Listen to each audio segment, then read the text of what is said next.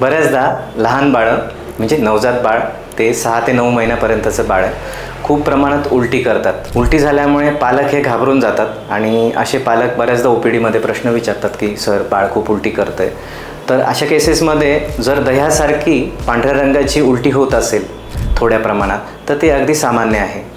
जर असे बाळ वारंवार उलटी करत असतील, त्यांचं वजन वाढत नसेल, उलटीमध्ये हिरवट पिवळसर रंग दिसत असेल तर नक्कीच घाबरण्याचं कारण आहे. मग त्या दृष्टीने आपल्याला तपास करावा लागतो.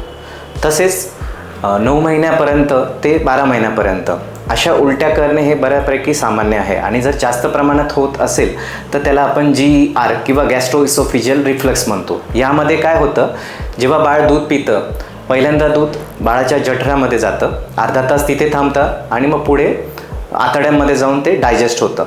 तर अन्ननलिका आणि जठर यांच्यामध्ये एक लोअर इसोफिजियल स्फिंक्टर म्हणजे साध्या भाषेत सांगायचं राहिलं तर वाल्व असतो. तर जेव्हा हे नवजात बाळं किंवा 2-3 महिन्याचे बाळ असतं यांच्यामध्ये हा वाल्व किंवा हा लोअर इसोफिजियल स्फिंक्टर हा थोडा वीक असतो. तो वीक असल्यामुळे दूध पिल्यानंतर इमिजिएट काही प्रमाणातलं दूध हे बाहेर येतं. मग अशा केसेसमध्ये तुमच्या बालरोगतज्ञांचा सल्ला घेऊन नक्कीच काही औषधी देता येतं आणि ते बऱ्यापैकी आटोक्यात आणता येतं. तर 9 ते 12 महिन्यापर्यंत हे बऱ्यापैकी सामान्य आहे. खूप जास्त प्रमाणात उलट्या झाल्या तर तुमच्या स्पेशलिस्ट पेडियाट्रिशियनला नक्कीच दाखवा.